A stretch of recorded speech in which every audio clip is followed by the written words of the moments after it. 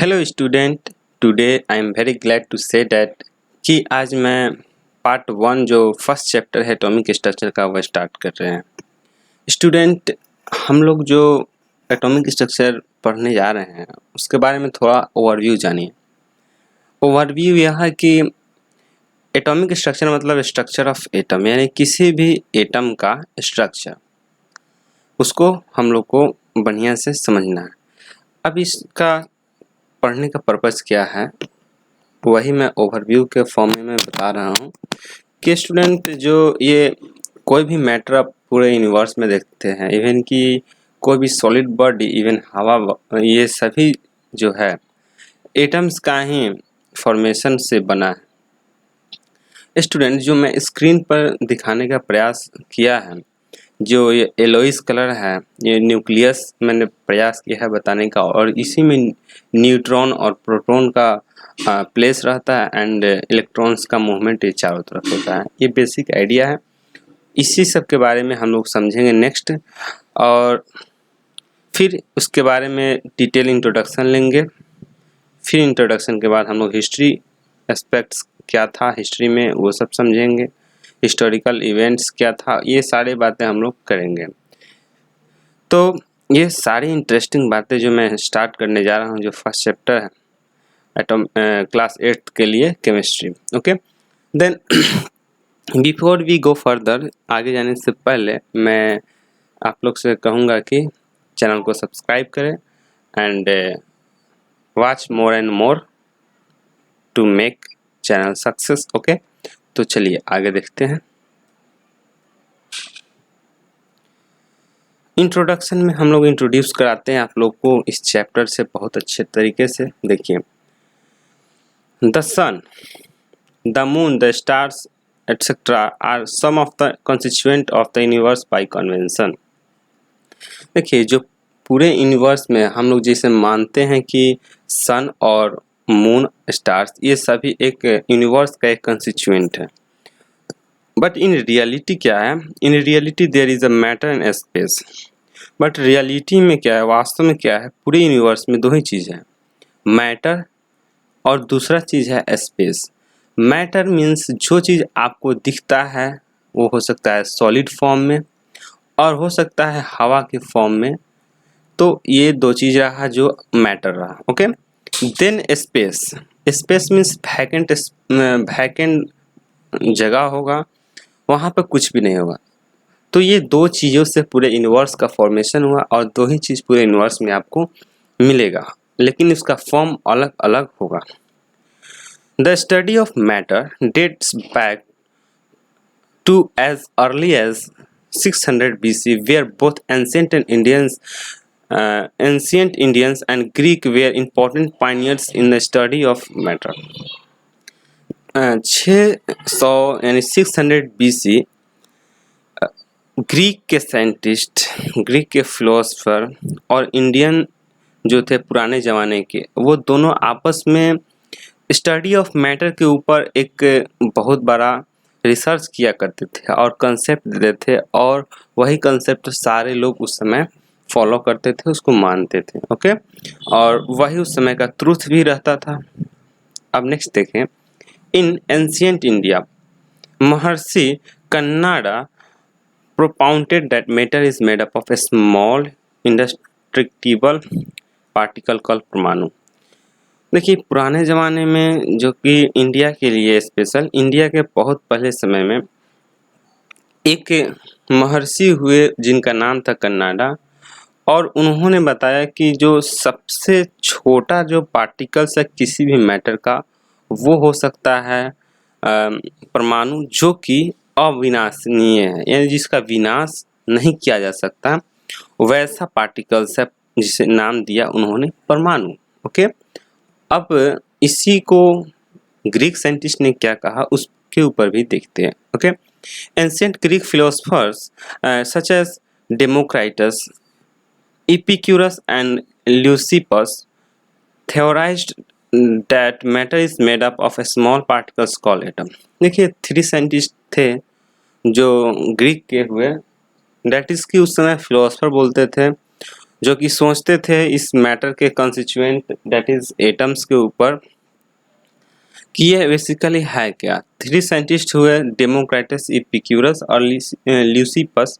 और ये 3 साइंटिस्ट या कह सकते हैं फिलोसफर थे जो उन्होंने बताया थ्योरेटिकल पर्पस से, नॉट एक्सपेरिमेंटल। ये थ्योरी था उनका कि जो किसी भी मैटर का स्मॉलेस्ट पार्टिकल है वो किससे बना हो सकता है, एटम से। ओके, तो एटम वर्ड का उन्होंने इजाद किया। The word atom is coined because these small particles of matter are assumed to be indestructible। देखिए, एटम का कहने का मतलब उस समय हुआ और एटम वर्ड इसलिए निजात किया गया या कह सकते हैं इजाद किया गया क्योंकि उसका मीनिंग होता है वैसा पार्टिकल जिसका विनाश या कह सकते हैं जिसका डिवाइड नहीं किया जा सकता है। Okay, in Greek language atom means incapability of being cut. और ग्रीक लैंग्वेज में इसका मतलब होता है इस एटम का कि इसे काटा नहीं जा सकता है। ओके, तो ये है ग्रीक में इसका meaning. These achievements about atom were merely based on speculation। और ये सारे के सारे जो अचीवमेंट हम लोग को मिले हैं दैट इज कि एटम क्या है, परमाणु क्या है, ये सारे के सारे एक एजेंशन है, एक तरह का सोच है, एक आइडिया है जो दिमाग से सोचा गया है, थिंकर्स लोग सोचे हैं। ठीक, लेटर देखते हैं। लेटर बेस्ड ऑन एक्सपेरिमेंटेशन, फिर बाद में हम लोग देखते हैं कि कैसे कैसे एक्सपेरिमेंट हो रहा है और क्या हो रहा है उस पर, उसको समझेंगे। Later based on experimentation John Dalton postulated the theory of atom. उसके बाद में बहुत समय बाद और एक्सपेरिमेंट से एक साइंटिस्ट जॉन डाल्टन जिसका नाम था, उन्होंने थ्योरी दिया एटम्स के ऊपर और क्या है वो भी समझेंगे और उसमें क्या मेरिट्स है, डिमेरिट्स है, उसको भी देखेंगे। इन ड्यू कोर्स इसी दौरान the discovery of electrons, protons and neutrons prove atom to be divisible. और इसी समय और भी साइंटिस्ट थे जो एटम्स के ऊपर काफ़ी सारा रिसर्च कर रहे थे, एक्सपेरिमेंट कर रहे थे। तो उस समय पता चला कि एटम के अंदर इलेक्ट्रॉन्स, प्रोटॉन्स और न्यूट्रॉन्स भी पार्टिकल्स होते हैं। डैट इज़ कि एटम को भी डिवाइड किया जा सकता है और एटम्स कैन बी डिवाइजिबल। तो इस तरह से बाद में कुछ आइडिया में चेंजेस आया कि एटम्स को भी डिवाइड किया जा सकता है, बट पहले था कि एटम को नहीं बांटा सकता है, काटा नहीं जा सकता है, यानी कि इनकैपेबिलिटी ऑफ बीइंग कट, यानी कि इसको काटा नहीं जा सकता। The idea of the sub atomic particles paved the way for further researches on the arrangement of these particles in atom, which led to the development of various atomic model depicting the structure of atom। देखिए, ये जो research हुआ जो electron, proton, neutrons particles का, वो आगे researchers के लिए एक रास्ता बन गया कि एटम के ऊपर रिसर्च कर सके और बहुत सारे डेवलपमेंट कर सकते हैं उसके ऊपर कंसेप्ट को, और एक मॉडल दे सकते हैं एटॉमिक स्ट्रक्चर के ऊपर, और यह कह सकते हैं एटम का एक पिक्चोरियल डायग्राम बना सकते हैं। तो स्टूडेंट्स, ये रहा तो आपका इंट्रोडक्शन। और इंट्रोडक्शन से आगे बढ़ने से पहले मैं एक बात कहना चाहूँगा कि आप लोग इसको बहुत ही गौर से सुनिएगा, क्योंकि इसके बाद और ही इम्पोर्टेंट चीज़ें आएगी, बहुत ऐसे टर्मिनोलॉजी यूज़ होगा जो कि आपको कंसेप्ट में यूज़ होगा, न्यूमेरिकल में यूज होगा। तो बहुत सारे बातें होंगे जो कि आपको ध्यान से देखना है। बेसिकली ये एटॉमिक स्ट्रक्चर या कह लीजिए केमिस्ट्री है, जो एटॉमिक स्ट्रक्चर, ये बेसिकली पूरा एक्सपेरिमेंट के बेसिस पे है, और इस एक्सपेरिमेंट जैसे जैसे एक्सपेरिमेंट हुआ है वो सभी के सभी वैसे ही लिखा गया है। तो साइंटिफिक चीज़ है, और साइंटिफिक चीज़ को मैं बहुत बेहतर तरीक़े से बताऊंगा और आपको समझाने का प्रयास करूंगा। ठीक है, तो चलते हैं हिस्टोरिकल एस्पेक्ट, यानी कि कोई भी चीज़ जानने से पहले सबसे पहले हिस्टोरिकल एस्पेक्ट को हम लोग देखते हैं। तो हिस्टोरिकल एस्पेक्ट क्या था एटॉमिक स्ट्रक्चर के ऊपर? इन 1808 John Dalton proposed the atomic theory based on the various law of chemical combination known as that time। देखिए, जॉन डाल्टन एक साइंटिस्ट हुए जो कि एक थ्योरी दिए, एटॉमिक थ्योरी जिसे कहा गया, वो था लॉ ऑफ केमिकल कॉम्बिनेशन के बेसिस पे। ओके, यानी कि ये इवेंट्स हुआ था 1808 में।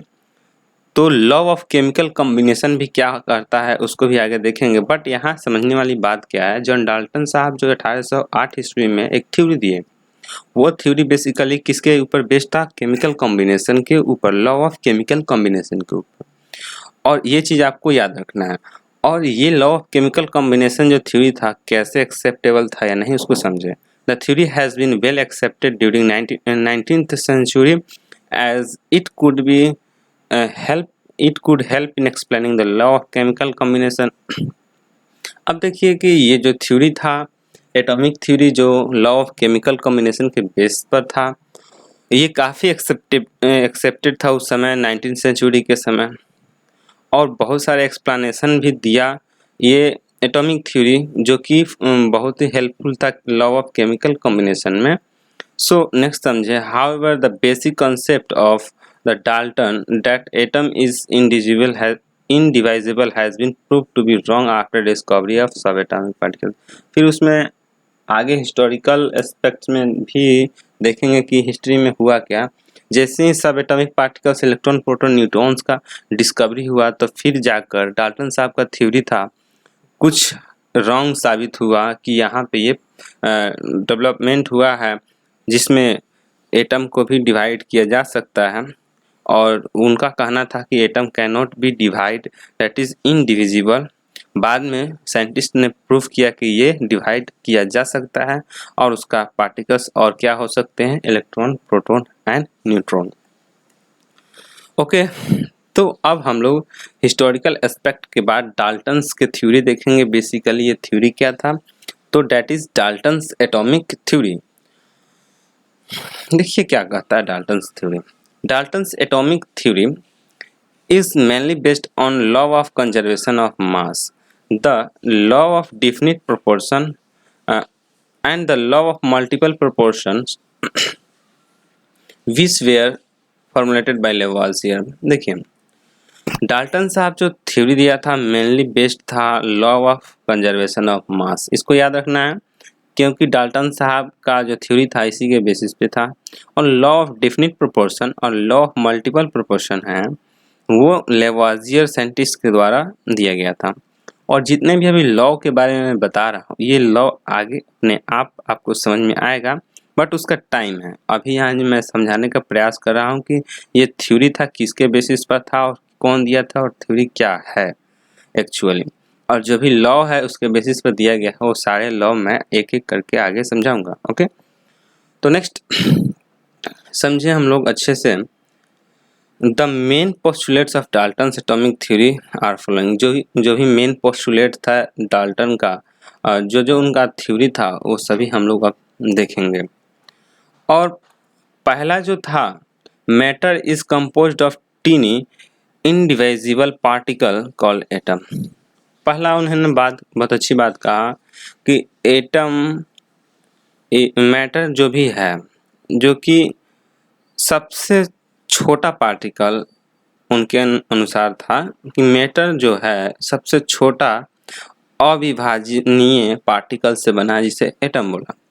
ठीक, तो मैटर वैसे पार्टिकल से बना है जो कि जिसका डिवाइड नहीं किया जा सकता है, दैट इज एटम से बना है। ओके, नेक्स्ट कहा, they can not be created, destroyed, transform into atoms of another element. अब है कि एटम को ना ही उनके अनुसार ना ही क्रिएट कर सकते हैं, डिस्ट्रॉय कर सकते हैं, मैटर को, एक्चुअली दैट इज मैटर को ना ही क्रिएट कर सकते हैं, ना ही डिस्ट्रॉय कर सकते हैं, ना ही ट्रांसफॉर्म कर सकते हैं किसी दूसरे एटम, किसी एलिमेंट के एटम में। यानी कि मैटर के जो कंस्टिट्यूएंट पार्टिकल है एटम, यानी कि एटम से मिलकर बना है, एटम से एलिमेंट बनता है, एलिमेंट से फिर एलिमेंट यहाँ पे था, एलिमेंट फिर एलिमेंट से मैटर बनता है। ओके, तो इनके अनुसार अगर एटम आयरन का है तो आयरन का ही रहेगा, ना कि वो गोल्ड में कन्वर्ट हो सकता है। ठीक, तो गोल्ड में कन्वर्ट नहीं होगा। ओके, ये जिस फॉर्म में है उसी फॉर्म में रहेगा, ट्रांसफॉर्म नहीं करेगा। नेक्स्ट सेकेंड नंबर बात उन्होंने कहा, atoms of a given element are identical in all respect. इनके अनुसार जो भी एलिमेंट अगर है उसका कोई भी एटम्स हो वो सभी तरह से आइडेंटिकल कैरेक्टर के होंगे। सभी जो भी कैरेक्टर होगा, केमिकल प्रॉपर्टीज जो भी प्रॉपर्टीज होगा, सभी के सभी आइडेंटिकल होगा।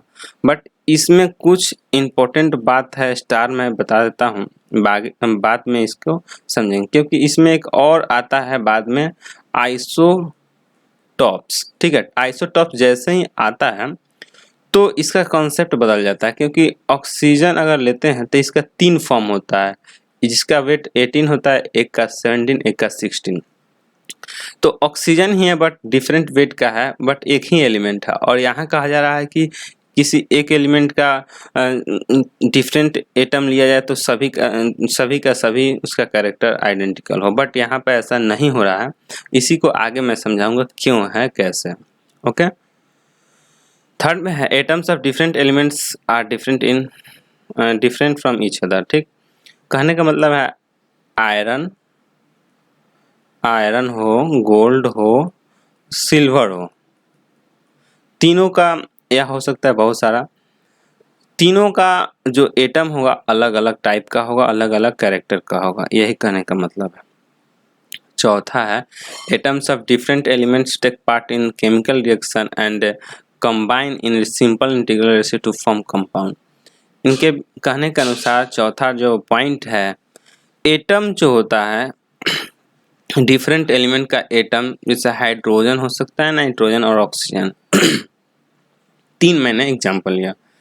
डिफरेंट एटम्स हम लोग लिए हैं एलिमेंट्स का, वो जब केमिकल रिएक्शन में पार्ट करता है यानी भाग लेता है तो एक मॉलिक्यूल का फॉर्मेशन करता है, डेट इज कह सकते हैं मॉलिक्यूल से भी बड़ा कंपाउंड होता है, कंपाउंड कह सकते हैं, और रिएक्शन करके कंबाइन करता है और फिर वो कंपाउंड का फॉर्मेशन करता है, और वो एक डिफिनिट रेशियो में होता है। जिस कि अगर H2O बनता है तो 2:1 के रेशियो में डेफिनिट रहेगा, और NH3 है 1:3 के फॉर्म में रहेगा। यानी कि अगर कोई भी डिफरेंट एलिमेंट्स का अगर रिएक्शन करके कंबाइन करता है तो उसका सिंपल इंटीग्रल रेशियो होगा और वो कंपाउंड का फॉर्मेशन करेगा। उनके बेसिस पर यही है। अब 5th नंबर है, when elements react the atoms may combine in more than one simple whole number ratio। अगर बहुत सारे एलिमेंट्स के एटम आपस में कंबाइन करता है रिएक्शन के बाद, तो बहुत सारे इस तरह से कंपाउंड बना सकते हैं। जैसे H2O मैंने एग्जांपल लेकर बताया, उसी तरह से HNO3 भी बना सकता है, NO2 भी बना सकता है, HNO2 भी बना सकता है। इस टाइप के बहुत सारे मॉलिक्यूल्स बना सकते हैं, या कह सकते हैं कंपाउंड बना सकते हैं, जिसका more than one simple whole number हो सकता है उसका रेशियो, यानी कि एक से ज़्यादा। जैसे कि यहाँ पे HNO3 है, 1:3 के फॉर्म में है, और यहाँ देखिए 1:1:2 है। यानी कि इसमें बहुत सारे अगर बहुत सारे एलिमेंट्स है, उसके एटम्स आपस में कंबाइन करके more than one simple whole number ratio बना सकता है। वो आपको मैंने बताया, जैसे HNO3 है, HNO2 है, इस तरह से बहुत सारे बना सकते हैं। ठीक, तो यही बात कहने का मतलब रहा। अब समझेंगे Dalton's atomic theory has been contradicted with the advancement of science and hence modified on the basis of further researches and discoveries as listed here under। कहने का मतलब है डाल्टन साहब जो थ्योरी दिए, जैसे जैसे साइंस एंड टेक्नोलॉजी का एडवांसमेंट हुआ, डेवलपमेंट हुआ, विकास हुआ, वैसे वैसे डाल्टन साहब के थ्योरी में कंट्राडिक्शन हुआ, और जो भी गलत चीज़ें थी उसको इम्प्रूव करके सही कर दिया गया और मॉडिफाई कर दिया गया एटॉमिक थ्योरी को। अब इसके बेसिस पर जो मॉडिफाइड बेसिस है, मॉडिफाइड एटॉमिक थ्योरी है, उसके बेसिस पे रिसर्च हुआ आगे, फिर डिस्कवरी हुआ, और जो डिस्कवरी रिसर्चेज हुआ है और क्या क्या मॉडिफिकेशन है उसको हम लोग समझेंगे। बहुत ही इंटरेस्टिंग है, बहुत ही आसान चैप्टर है, बस आपको समझते जाना है। कोई डाउट हो पूछते जाना है, मैं उसका सॉल्यूशन देते जाऊंगा। ओके, तो पहला था जो कि डाल्टन साहब का एटॉमिक थ्योरी में जो प्रॉब्लम है, कंट्राडिक्शन है, उसको देखेंगे, फिर उसमें इम्प्रूवमेंट देखेंगे। विद द डिस्कवरी ऑफ सब atomic particles the electron, proton and neutron, it was concluded that atoms can be further divided. पहले था कि एटम कैनॉट बी डिवाइड और cannot be cut into other parts, that is indivisible. But इस जो first number statement है, इसके basis पे atom को भी सब एटॉमिक पार्टिकल्स में भी डिवाइड किया जा सकता है। और कौन कौन से है पार्टिकल्स, सब atomic particle, electron, proton and neutrons. और बाद में कहा गया कि atom can be further divided. Okay, तो पहले जो दिए थे एटम कैन बी इंडेस्ट्रक्टिबल, यानी कि अविनाशी है, अब है कि वो विनाश हो सकता है। इसी बेसिस पर एटम बम बना है।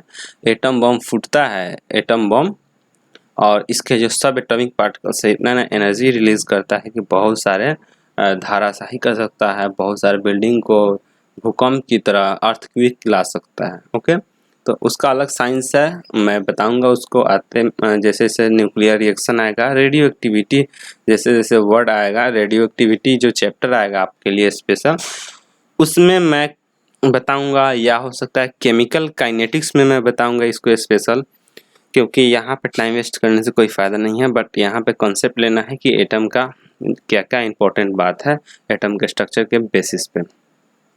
अब सेकेंड बातें क्या है, discovery of isotopes proof that the atoms of the same element may possess different atomic weight. Atoms of same elements may not be identical in all respects. देखिए, जैसे atom का isotopes का डिस्कवरी हुआ, that is कि same element के अलग अलग उसके एटॉमिक वेट है। जैसे कि ऑक्सीजन है, इसका 3 फॉर्म है, एक है ऑक्सीजन का 18 वाले वेट, एक है ऑक्सीजन 17, एक है ऑक्सीजन 16। बट इसका वेट देखिए अलग अलग है कि नहीं। अब इम्पोर्टेंट बात ये है, इंटरेस्टिंग बात, कि ये सेम एलिमेंट है ऑक्सीजन, बट इसका वेरिएशन क्या है, इसका वेट में, यानी कि इसका आइसोटॉप्स 3 है, तीनों का वेट अलग अलग है। तो पहले जो थ्योरी था कि अगर एक ही एलिमेंट है तो उसका हर एटम हर तरह से आइडेंटिकल हुआ, हर रेस्पेक्ट में, माने सभी तरह से आइडेंटिकल होगा। ओके, तो अब वही चेंज करके कह सकते हैं कि atoms of same elements may not be identical in all respect, यानी कि कोई भी एटम एलिमेंट का एटम जो डिफरेंट आइसोटॉप्स होता है वह आइडेंटिकल कैरेक्टर या प्रॉपर्टीज़ को फॉलो नहीं करेगा, क्योंकि अलग अलग आइसोटॉप्स है। और आइसोटॉप्स का जैसे ही कॉन्सेप्ट आता है उसका बहुत सारा इम्पोर्टेंस बढ़ जाता है, उस आइसोटॉपिक फॉर्म का भी यूज़ होता है। एंड अगर आप क्वेश्चन पूछे कि सर मैं तो ऑक्सीजन का 16 वेट हमेशा यूज़ किया है, ऑक्सीजन का वेट याद किया है 16 होता है, तो आप सही याद किए हैं। दैट इज़ कि ये 17 और 18 ये बहुत ही कम मात्रा में पाया जाता है, यानी कि ये बहुत ही कम अमाउंट में अर्थ में एग्जिस्ट करता है। ज़्यादा सबसे होता है ऑक्सीजन का 16 फॉर्म, सबसे ज़्यादा जो रहता है जनरली लैब में उसी का इस्तेमाल किए जाते हैं। ओके, वेल, तो हम लोग समझे तीसरा point, in some cases atoms of different elements are found to have same mass number, for example calcium and argon are found to have same mass number. कुछ ऐसे केस में देखते हैं कि जो एटम्स है डिफरेंट डिफरेंट, उसके atoms के वेट या कह सकते हैं मास नंबर मिलता है। और कौन कौन सा है, जैसे कि कैल्शियम है, आर्गन है, दोनों का एटॉमिक वेट होता है 40-40, ठीक है। तो 40-40 होता है, तो वही बात कहा जा रहा है कि कुछ ऐसे केस में डिफरेंट एलिमेंट्स के एटम है बट उसका मास नंबर सेम है। अब नेक्स्ट समझने वाली बात क्या है, आप समझेंगे। The Dalton's atomic theory could not give convincing explanation to any of the above facts. It laid the foundation for the development of modern atomic theory. देखिए, कहने का मतलब वैसे तो डाल्टन साहब का जो एटॉमिक थ्योरी था कुछ खास अच्छा इंटरेस्टिंग नॉलेजफुल चीज़ दिया नहीं, कुछ फैक्ट दिया नहीं, बट उन्होंने मॉडर्न एटॉमिक थ्योरी के लिए बहुत अच्छा फाउंडेशन डाला, बहुत अच्छा एक कह सकते हैं बेस बनाया, जिससे आगे सभी के सभी रिसर्चर्स लोग इस पर काम करके समझकर बहुत अच्छा थ्योरी दे सकते हैं, बहुत एक्सपेरिमेंट कर सकते हैं। ओके, नेक्स्ट है the basic postulates of Dalton's atomic theory which says the atoms are the tiniest particles of matter which take part in the chemical reaction is however accepted in modern atomic theory with experimental evidence. देखिए, पहले एक concept दिए थे कि atoms जो होता है सबसे टीनेस्ट पार्टिकल है किसी भी मैटर का जो कि किसी भी केमिकल रिएक्शन में भाग लेता है, और वो उस समय की बात था जिसमें एक्सपेरिमेंट हुआ नहीं था। बट जैसे जैसे मॉडर्न एटॉमिक थ्योरी का डेवलपमेंट हुआ, एक्सपेरिमेंटल एविडेंस मिला, तो ये बात सही निकला कि एटम ही ऐसा पार्ट है या कह सकते हैं ऐसा पार्टिकल्स है, टीनेस्ट पार्टिकल है जो केमिकल रिएक्शन में भाग लेते हैं।